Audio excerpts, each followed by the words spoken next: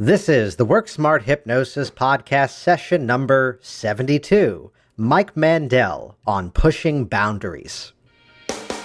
Welcome to the Work Smart Hypnosis podcast with Jason Linett, your professional resource for hypnosis training and outstanding business success. Here's your host, Jason Linett.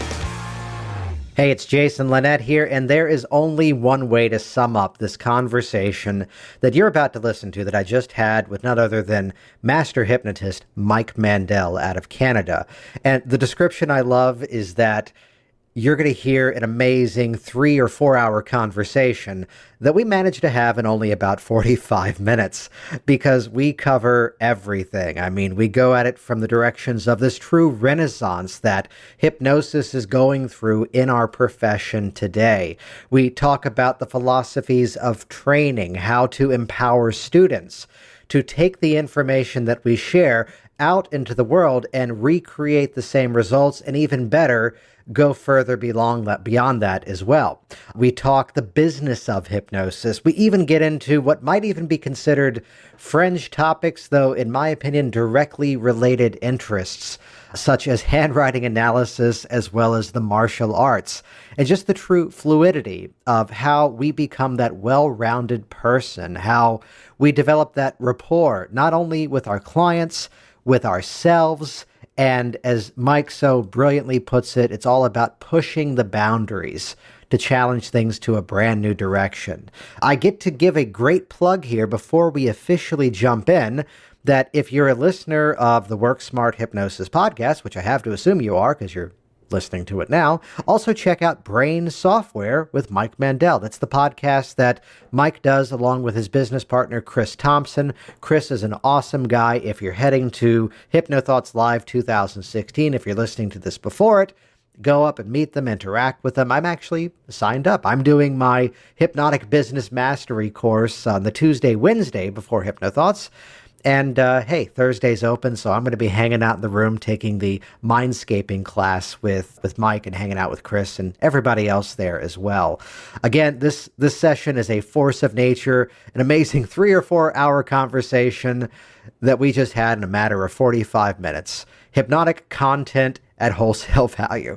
Let's jump right in. This is session number 72, Mike Mandel on pushing boundaries. So what I'm fascinated by is that, many of us, I'm sure the story wasn't growing up, I want to be a hypnotist, or was it for you? Well, it actually, there's the people who, I guess, want to be hypnotists, and there's those who have hypnosis thrust upon them. I think I fall into the second category because, at 12 years old, we had come to Canada from England, and my father was ex-British Army, he was an engineer, and my parents are both insanely English eccentrics. I mean, you wouldn't even believe the stories if I told you. They were true harmless eccentrics. And at age 12, I remember my dad being concerned because I wasn't reading enough. And I'd become a TV addict because in Britain back then, there were only 2 channels. And there weren't even any commercials. It was BBC and ITV, and that was it. And then we come to Toronto, and you get all these great stations in Buffalo as well. And I thought it was fantastic. And my dad was concerned because of the sheer amount of television I was watching. And he said, I want you to read more. And I said, well, get me some books. Well, he did. He dragged me off to a bookstore and said, any book you want, you can have any book. And I found in an old bin, I think it was like 75 cents or something, Key to Hypnotism, Walter Gibson, and bought that book, and bang, the bug bit. And that's how it all started. Which, correct me on this, Gibson was also the writer behind The Shadow as well. The right? Shadow, Lamont Cranston, which is no surprise really when you think of it, the clouding of men's minds and so on, right? Yeah, he was a prolific magician and magic writer. But I still have not the original, but I have a copy of it somewhere in my library. And I still use one of the techniques out of it, or at least teach it to this day. But that was it. And that's more than 50 years ago now. Wow. And it's been a career where from stage to hypnotherapy to training, doing a bit of everything. Yes, very much so. And the hypnosis shows started in 1975. I started doing this January 75, full-time, left my office job for Bell Canada, and proceeded to starve for a couple of years. Fortunately, I was living with my parents, so I didn't really starve. And I loved being on stage, loved doing the shows, the universities, the high schools, and then eventually the bars and the corporate stuff as I got older. but then moving into the NLP and training in NLP and then doing the therapy. But now the teaching hypnosis is my real love. I think nothing turns my crank, Jason. I know you do every aspect of hypnosis too. And you probably agree with me. Nothing's better than seeing somebody else replicate excellence. Like if you can show somebody something and they get amazing results with it, it really is a cool thing to know that they are spreading that now. Well, it's that metaphor that you would often hear of the trainer. The fish. Yeah, well, the students are all gathered at the feet of the master, pointing back to, look what he can do. And I don't really have a specific name as I make this reference, but I've heard the story over the years of someone goes to a training and asking, well, what did you learn? And I'm hearing this feedback of, oh, he was so giving. He just gave everything away. And I'm going, but what did you do with it? How did you put that into action? What's your next step? What are you doing with it? Oh, he's wonder. And it's that place of you're right. The measure of the success is the students replicating that and to be there. And I'm sure it's this experience of, I'm on your private Facebook group as well, where here are people who are making use of the information that they've learned from you. Sharing their feedback. And I'd share a dirty, rotten strategy of mine in one of the private groups that I run, which I maybe shouldn't be revealing on recording, which is that I will see the question and I will purposefully ignore it for a few hours. Oh, nice. For the reason that I now see the other fellow students in there answering it instead. And I'm able to swoop in. And yes, it does make my life easier because I can go, yeah, what Josh said. That's right. That's fantastic. I'm applying that forthwith. I mean, that's a great strategy because even when I'm at our cottage on vacation, Chris is always saying, 'cause he's the business guy, he's saying, you got to get onto MMHA every few days and just have a presence there. So I go up to the local library where we can get Wi-Fi for my iPad. And it's what you said, somebody will post something and there'll be 40 responses from other people. Oh, shoot, I got to jump in on this, but it makes it a lot easier when other people already have, and you can sort of see the tack and the direction that it's going. Yeah. Well, I mean, let's get on to this theme, and we kind of bounce all over the place on this. When I first got into hypnosis, and my first entry point was seeing a stage hypnosis show back in 2001, watching it and going, oh, that's cool, and grabbing every book I could. And I wish I could track down which book it was just for the reference of how horrible it was, because I think the language really was memorize these words, that ought to work. Yeah. And that's burned into my retinas even to this day, which I wish I could track it down just for the reference of any book but this one.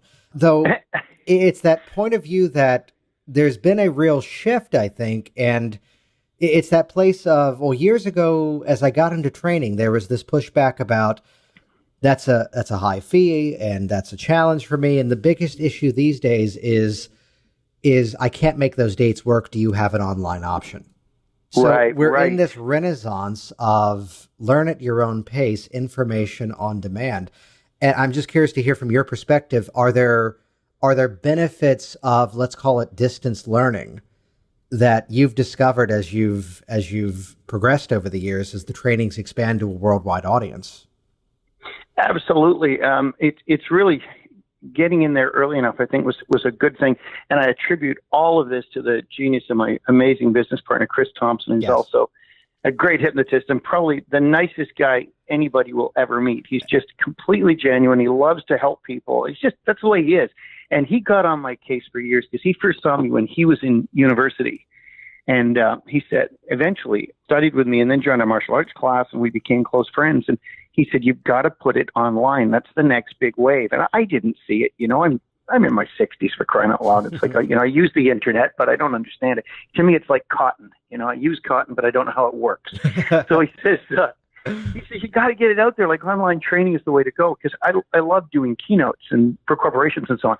And he was right, because the number of people now who are connected with the group I never dreamed it would open the door to having people fly in, like psychiatrists come in from Singapore to study in Toronto. And they're hearing all of this because of the online presence, whether it is Mike Mandel Hypnosis Academy or whether it's our own podcast, Brain Software. But the use of the internet has changed everything. I mean, I said to my wife, I really do not miss dragging my butt around Southern Ontario, which is what I did for so many years, right? And it's changed everything. And I think you really nailed it, Jason, when you mentioned the line, people want to learn at their own pace as well.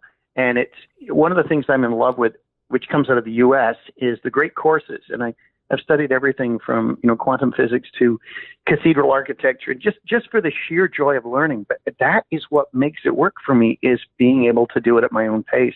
I can power through 5 lessons if I want, or take 2 weeks off. And I think that is the direction people are definitely moving. And there's something to be gained about, too, that ability to go back and review the information and access what they need to see, rather than it's that flash in the pan and then it's gone. Yes. Yes. Which, to back up the other side, I did some of my original training and then revisited a course with that same instructor about 8 years later. And that was a moment, in terms of my experience, where it became oh, wait, I thought I learned that from this person, but I came up with that type of moment of unpacking what I had, the line of do it this way. And then it becomes the telephone game in our minds, where it just slowly morphs into something else. Yeah.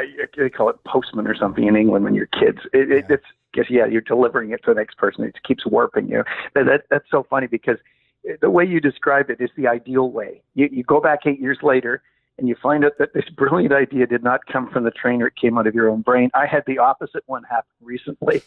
I can't even remember what the quote was. It's in my notes. I've been saying this thing for years that I thought was absolutely original. I was convinced it was me until I read it in a Milton Erickson book a few months ago. I got this from Erickson. I thought it was me. So it's a humbling thing. But, and again, working with people's learning styles too, I know we're sort of stuck with online doing the visual learning and the auditory learning, and then people hopefully are going to get out and do something with it rather than just watch the videos and listen to the recordings. But you never know. It's like when I did my NLP trainer training with the late Derek Balmer, who was a Cambridge linguist here in Toronto, his trainer track was 2 years. So we'd meet a couple of times a month for 2 years, but that kind of immersion, it really makes sure that you get it, and he used to smack me in the side of the head and always tell me I was working too hard. I put too much into it. You're working too hard. You take it easy. You're pushing it, smack me in the head again. But, we haven't got that luxury now, but with the online academies and the online learning possibilities, I can't even imagine what the next phase of this is going to be. What's it going to be? Where's the learning going to go? And especially because hypnosis right now is worldwide going through the biggest renaissance in history. When you said renaissance, you're correct. I mean, this is also the biggest fascination with the subject since the 1880s. That was the last time it peaked like this. And it's now just boom, it's worldwide. People want to know all about it, whether it's for using it for hypnotherapy or, stage stuff or whatever. So it's a great time to be in this fascinating industry. And I'm sure you'll agree with me too, I was just at my first Hypnothoughts last year. It does draw some colorful characters, doesn't it? Like really, that's a good way of putting it. Yeah. No, I'd reference that, and we'll put a link to this in the show notes here for this podcast, that there's a talk that I put out online about a year or two ago called just the 21st Century Mindset, that I really feel that in hypnosis, the best way to describe it, there's a student who's in a class of mine sometime, I think it was like March last year, and the way that I typically train, I'm in the Washington, D.C. Suburb area, which means that I've got apparently 6 of the 10 most affluent cities all within 20 miles of me. So it's wow. It's pretty easy. I was doing a coaching call with a student out in Iowa yesterday and asking the question of what's the nearest big city, and finding out it's Chicago, 2 hours away. So it's easy for me to do a course where it's a weekend format. Yes. Because there's so many people in a tightly compact area. So I mention that because it's where students are back. It's the second weekend. It's like 3 weeks later. And one of them had this experience of talking about the training with her family members. And I mean, she's coming in and she looks like she has just been run through the ringer. She's been beat up by them about the mindset of, but they've said hypnosis is weird and it's scary and people won't come to me. And my real honest response was, it's not a matter of what they were saying being the issue. The issue is you're agreeing with them. That I think brilliant. In terms of our hypnosis profession, we are actually much further along than most of us would give it credit for. I crack the joke that you set up an alert online in different news cycles, and there's always stories of this celebrity, this person making use of hypnosis. Sometimes we have the celebrity where we're going, yeah, thank you, but just anyone but you. But we have these moments where the research that's coming out, the results that's coming out, the feedback, the people who would say, well, you hit on this earlier, the people who would say, oh, doctors won't refer to you, yet you also having doctors in the room as students or even clients. That it's this, I think the hypnosis profession needs a bit of a hypnotist at times in terms of increasing that confidence of here's where we really are. Oh, that's interesting. I find, too, there's a sort of a barrier with people who have been immersed in reading scripts at people for so long that they have very little confidence in their own abilities. You know, there's a whole layer of hypnotists who have maybe been doing this for 10 or 15 years, but they're still resorting to essentially having a programmed response to a client instead of interacting with a human being. And when people learn to jump in the deep end and swim instead of sort of paddle in the shallows with somebody holding their hand and, you know, wearing a swimming ring, then they're not going to be afraid of whatever they're dealing with, or they're going to have the confidence and know that, you know, on the fly they'll be able to interact with that person and guide them into something more appropriate, guide them into a resourceful state and start working from there. But I agree with you. It's booming. It's amazing. And maybe we are a lot further along than we realize. There's so much going on in the world of hypnosis. And that's why I'm thrilled that we're all going to be at Hypnothoughts again next month. In fact, I just said to my wife, I've got to renew my passport. I better hurry up and do it because I've only got a month to get it done. And my U.S. visa is in my current Canadian passport. My U.S. visa does not expire for a couple of years yet, but my passport's expiring, so I'm not sure how that all works. I'll have to figure it out. I'll say it comfortably. I'm signed up for the class to get that in order. No, the metaphor of people who are doing the same thing day in, day out, the thing that's coming out of some interactions with clients and students these days is the imagery of the birthday party clown who also does animal balloons. So it's not quite their specialty, yet it's something that they can add on as a service. And hey, kid, I can make you any animal you want, so long as it looks like a dog or a snake. Right. I'm curious to take the conversation a different place for a moment, which we very often get into themes of how we got into hypnosis, what our inspirations are, and what we're currently doing. Though I think the conversation often needs to be had about what it is that we do that makes us just human, the things that we're doing that are just within passions of ours, and even how it's inspired some of our work with clients. That you have a pretty strong background in the martial arts. Yes, that's quite true. Yeah. I used to joke and say hypnosis is a martial art of the mind, but instead of down cranking someone and twisting their neck, instead you're actually helping them. So I don't think it doesn't work too well as a metaphor, but yeah, the martial arts, it ties into it to a large degree. And the funny thing is, Jason, the number of people who have joined our hypnosis classes in Toronto, a lot of them came in through my British Jiu-Jitsu class first. Or a lot of our British Jiu-Jitsu students were hypnotists first. So there's a huge overlap there, although I'd be hard-pressed to determine exactly what it is. Yeah. What from that style, what from that approach, would you say has influenced your hypnosis over the years? Wow, that's a good question. Or what from your hypnosis has influenced that style? I think it's the aspect of fluidity, dealing with the situation instead of going in with a plan. That I'm huge on that with both hypnosis and with the martial arts. You know, dealing with, you know, in chess they say play the position, not the opponent. Look at the position on the board and play that regardless of who's across from you. Find the best move. And it's the same with the martial arts. I mean, you have to adapt it, obviously, for people who are larger or whether or not they're trained, whether or not they're armed and so on. But it's the fluidity, the thinking on the fly, the being able to stay in a very resourceful state and follow it wherever it goes. I think that's something I brought to the hypnosis, and from the hypnosis back to the British Jiu-Jitsu as well. Yeah. So then avoiding rigidity. I guess avoiding rigidity. And now we're talking about what we're avoiding instead of what we're moving towards. So avoiding rigidity, that's my away from value, and moving towards fluidity. How's that? Yeah. I mean, it's the line from Charles Tebbett's about just deal with what emerges. Right. That whatever. And the thing I loved about Tebbett, yeah, whatever it is, like deal with what's happening, like work with what's there. And that's one of the contributions from Tebbets. I think that's really, really good. Just, instead of a plan, instead of a script, instead of some organized system you're going to use, what's presenting itself? Deal with that first. Well, let's rewind it back then. So the client is in front of you. And is there a specific journey? While it may not be obviously not a scripted out process or even a specific protocol, is there something of a style, something of a, let's call it a thematic structure that you feel you're really bringing to the process in terms of the journey that client's about to go on? I think so. I think it really just comes out of setting up the most profound rapport loop with the person I can and being genuine, which means being prepared to be vulnerable as a therapist. And I think that builds tremendous, and we're talking now purely therapeutically, but I think that can build tremendous trust. I think people can sense that. I think especially people in trances are really able to calibrate phoniness really quickly, or something that not even phony, but just artificial.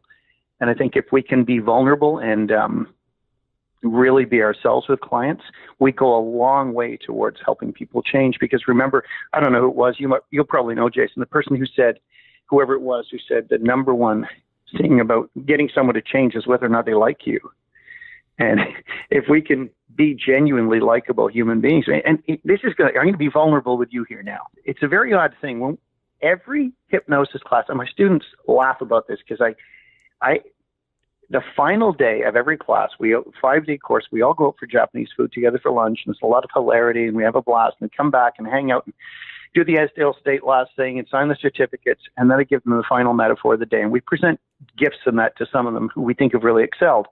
And every freaking time, I am convinced I'm going to get through this without tearing up.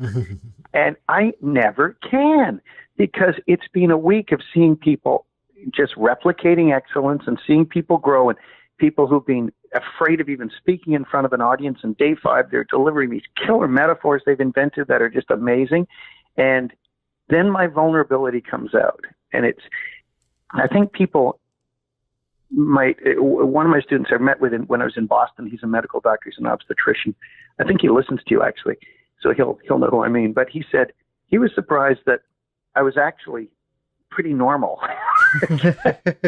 and a fairly nice guy. Like, he thought I was going to be really arrogant and everything from the podcast, which of course is a complete joke. It's just a persona for the podcast. But so in the class, the thing is, I think we get people coming in from New Zealand and India to study in Toronto, and there can be an awe factor that really, it makes my hypnotic work easy, that's for sure. But I think it's good for them to remember that the Wizard of Oz is actually just human. He's just been a little further down the yellow brick road than some of them, or just purely by living longer. I think that kind of vulnerability and honesty does a lot for the students too, because they know they can be themselves and do sterling work. Yeah, I'd mention, of all things, my background was working in professional theater on the management side. So I wasn't the actor, designer, or any of those things. I was the person creatively finding ways to make all these people get along. Which the line is, if that's not psychological training, I don't know what is. Though it's the moment where suddenly it's this big name who's now on this production, or here in the DC area, I'd be doing some sort of political event and doing management for that. And this moment of, oh yeah, this one's trying to find their keys. Oh, that's right. And I am having to flash back to a moment where I call it the Willie Nelson effect in an odd way, because my mother still is a huge Willie Nelson fan. And finally, after 40 years of being a fan, I surprised her with tickets to go see him in concert. And I mean, consummate professional, into the show. He sits on the edge of the stage. He talks to everybody. And they're having a conversation that she's already been having with him for 40 years. And he's just being welcomed in for the first time. And I mean, fantastic. It's why I do so much video, as you all do. Well, where it's the students are coming in and they're continuing a conversation that I'm interacting for the first time. Though my version of that was, as the student showed up early for the first day of a recent course, he goes, "You're taking out your own trash?"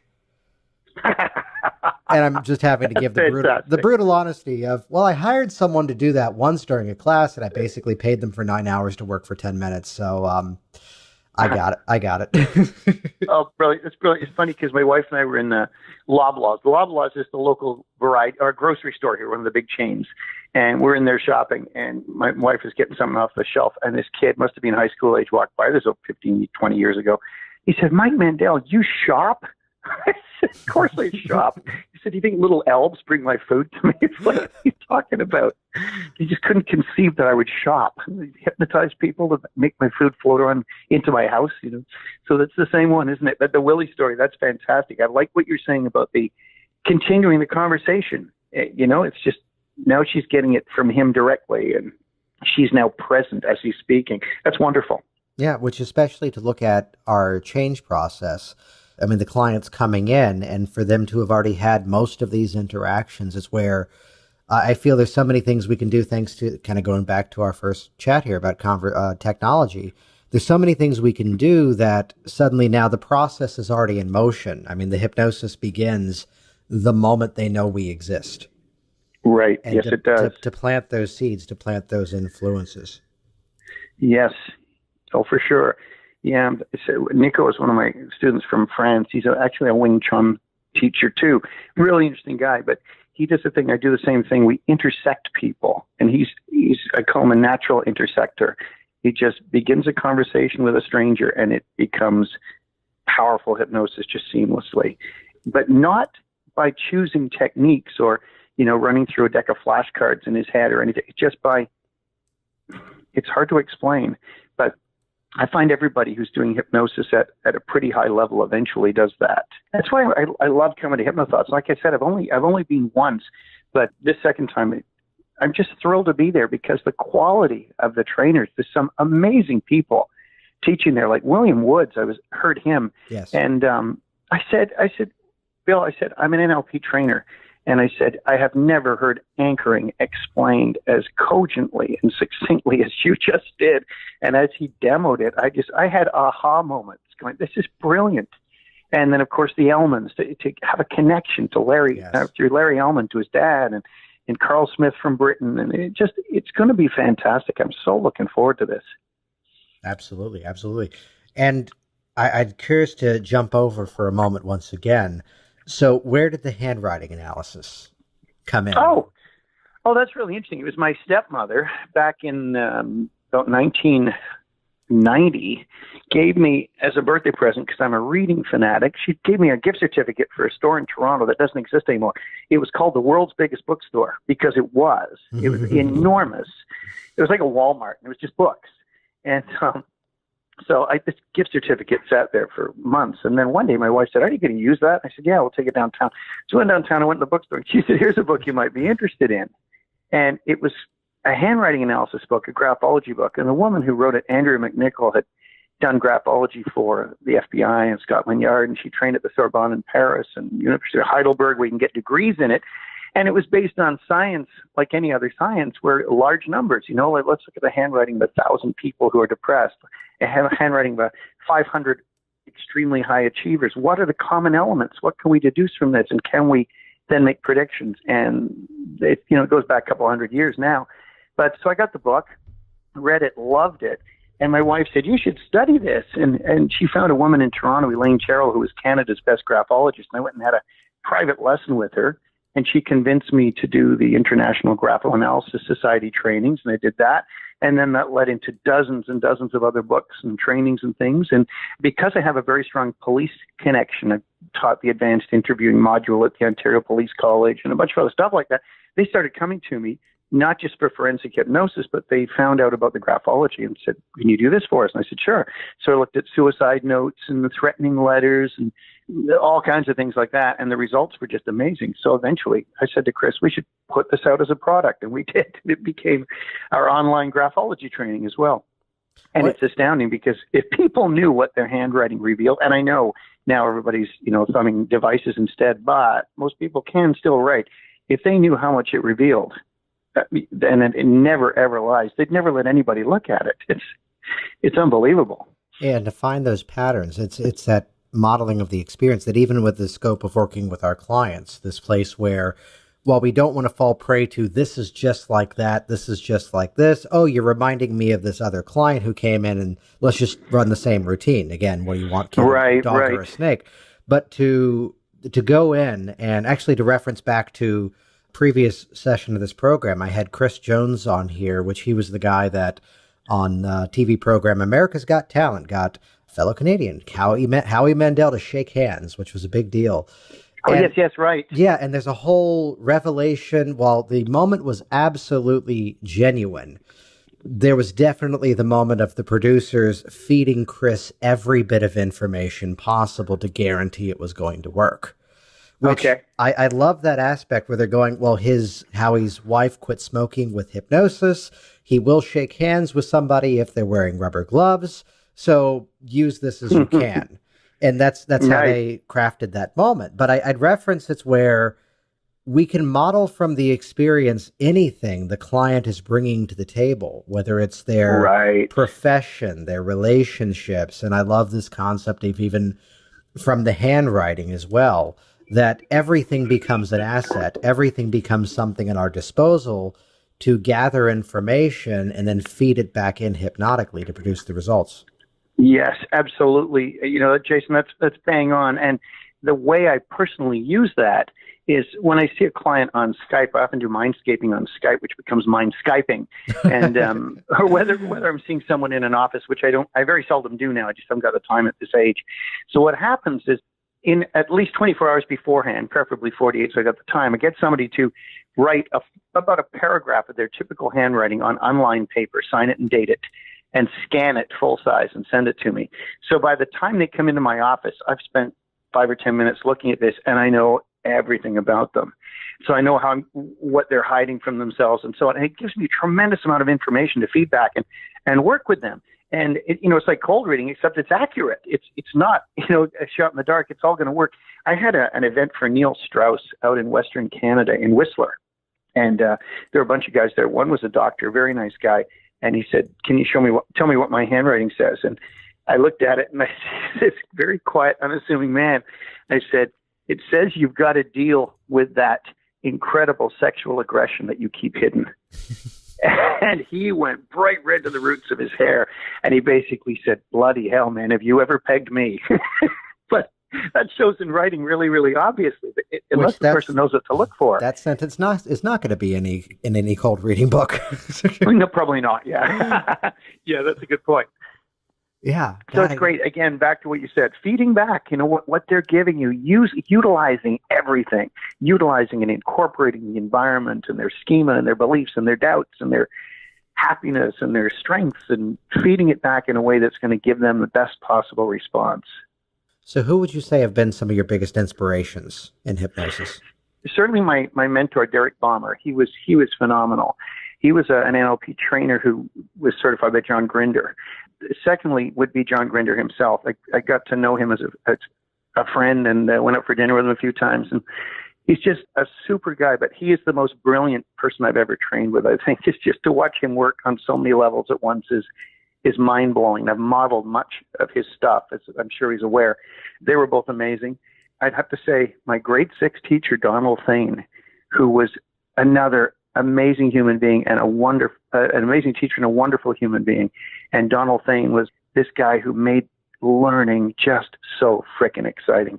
We had planets hanging from the ceiling. You had a horned toad in the room and tarantulas and snakes and a hive of honeybees vented outside. I mean, can you imagine doing that now with this litigious society in a school, having honeybees coming in and out of your class and with a hive? And he got me fascinated, I can see now, with how you can get people to want to learn, how you can move away from a typical, regurgitate this material. You can make it a process, a journey, something that's empowering and lovely.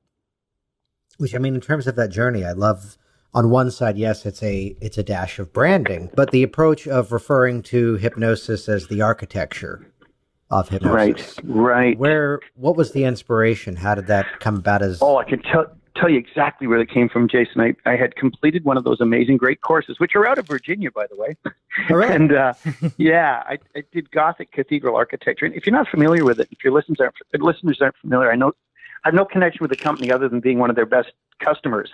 And they get the best, maybe 2%, 5% of professors in the world as chosen by their students.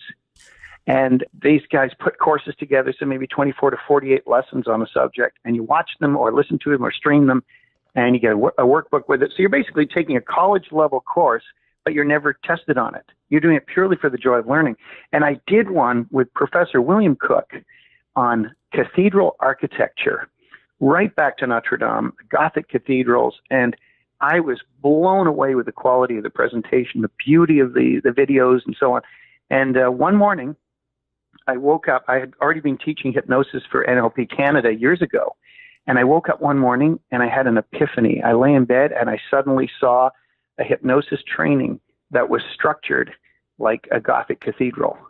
It had an actual structure with a solid foundation and pillars and bays and up into, the tower and the stained glass, and everything had a point. And it just mapped across instantly in my head. And that's when I decided to call it the architecture of hypnosis and rebuilt my course from the ground up. And that's what it became. I love it. So in the terms of rebuilding, if there was a hypnotic suggestion to offer to the hypnotic profession, a change, a transformation for the hypnotic profession, what would you suggest that be? Push the boundaries.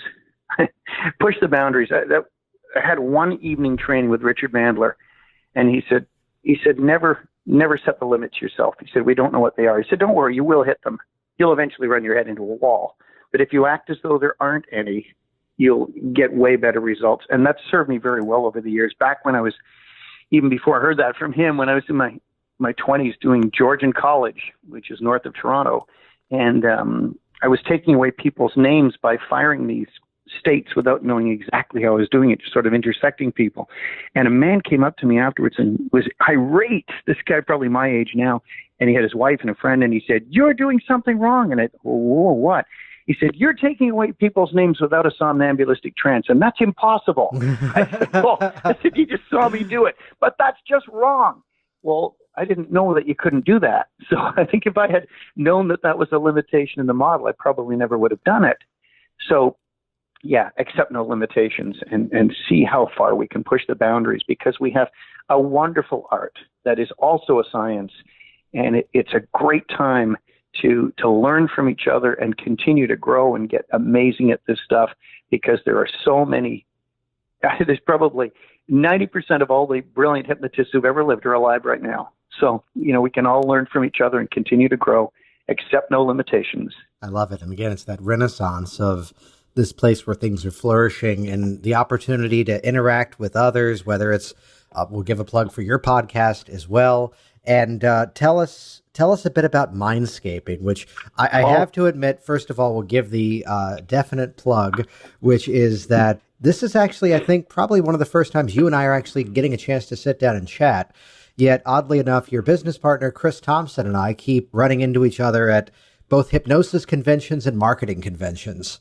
Yeah, that's right. So it's that moment of, okay, yeah, we're friends now. But it's that place. So there's the class that's coming up. It's going to be the Thursday before HypnoThoughts Live, though this is also an online offering if you can't make the live event. Give us the let's call it the landscape of what is Minescaping.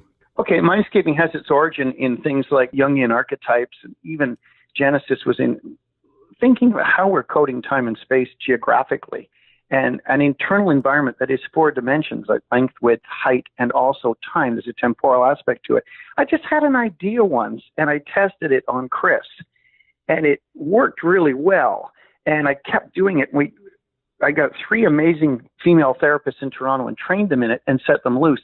And they started reporting they were getting these amazing, phenomenal results with all varieties of things without really understanding how this is working. And Minescaping is essentially a form of hypnosis with no formal trance, but it elicits an internal map that is specific to the client's problem.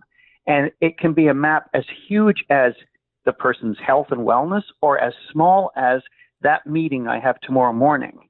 And there's a map that the unconscious will present. And when you're working with clients, it's important to have a metaphor that's going to match their problem and make the changes. And Erickson was brilliant at giving the right metaphor to the right person, which is terrific if you have his unconscious mind, but most of us don't. But Minescaping, what it does that's different is it elicits the metaphor from the subject's own unconscious mind. So the subject's unconscious presents you with the key that will unlock the problem.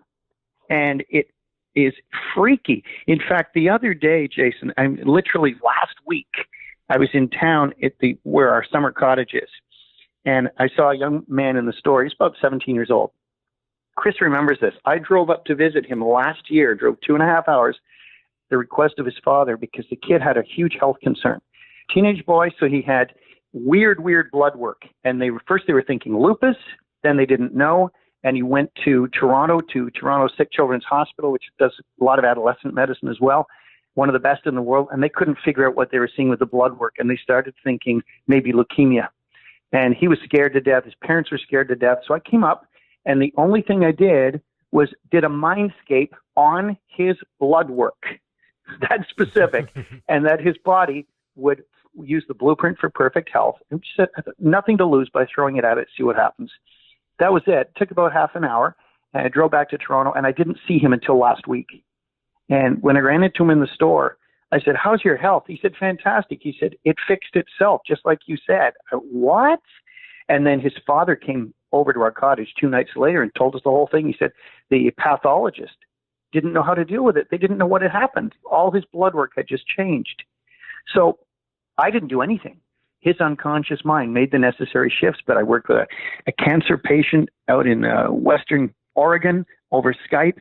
All of a sudden, he was getting amazing results. He's back at work again. But it's not just for health. You can throw it at anything and elicit the unconscious mind's assistance and use it on relationships or attitude towards money or pretty well anything you can think of. And there's an internal map for that situation.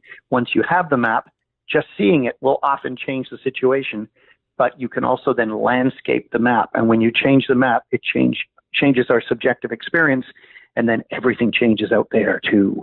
So would you categorize it as another modality, as a specific strategy inside, or how would you, if we had to compartmentalize it? I would think of it as a modality, yeah. Or another, there's a lot of ways, right? It could be another form of hypnosis or a way of building profound rapport so the unconscious of the subject shows you what to do. But I guess it would be a modality. It's a standalone modality. You can use it as, a social worker or a sports coach or a hypnotherapist, or you can use it with NLP and with hypnosis more formally, or, any of the tapping regimens. It'll work seamlessly with pretty well any of them. So it's a standalone technique, but it's a product, but it's also something that can be applied across the board. Yeah, and again, that's going to be happening Thursday before Hypnosis Live this year, which, hey, I'm signed up, so I'm looking forward to it. Well, that's great, man. I think we got 50 people in the class. Oh, beautiful. So it's going to be a blast, and we'll see what shifts we can make in the class. Yeah, nice. Hey, Mike, this has been fantastic having you on here. Buddy, it's been great talking to you. Chris talks about you all the time, and I think you're one of the reasons he's looking forward to HypnoThoughts so much, because he did say that you've certainly become a friend. So that's fantastic. Likewise for me. And you can interact with both Mike and Chris over on their podcast. It's Brain Software, available on iTunes and anywhere else that podcasts may be downloaded. And the website is Mike Mandel Hypnosis. MikeMandel.com. You got it. Beautiful. We'll put links to all that. We'll put some videos. And I love the lineage, and we'll definitely put a link to this there as well. I love the demo on YouTube where there's the history of even the Dave Ellman induction, where the line was for the fractionation at one point, 4 is too many and 2 is not enough. And there you are doing it 6 times. And it works so well. I love it. Excellent. Which is a place where, again, I mean, there's a podcast session a few ones back with Melissa Tiers, and she became famous and infamous at HypnoThoughts last year, where she gave a keynote at an HPTI graduation under the theme of, quote, I think it was, I may paraphrase it, but at least get the theme right, of, quote, all this blank is made up. Which is that for everything that we hold dear, for everything we treat as gospel, I always flash back to the infomercial line of, there's got to be another way. Oh, yeah. And you're right. It's that mindset of pushing the boundaries. What if I do it this way? What happens if I do this? What if I go for that phenomenon without profound somnambulism and I get the same result? Right. And I really think there's something to be said with the old adage too. You've got to know the rules in order to break them. I think one of the best things people can do who want a career in this remarkable art is to get a very firm foundation. And then you've got something to launch off from rather than sort of bouncing around in the dark in every direction. So yeah, it's going to be an exciting few years ahead of all of us. Thanks for listening to the Work Smart Hypnosis podcast at WorkSmartHypnosis.com.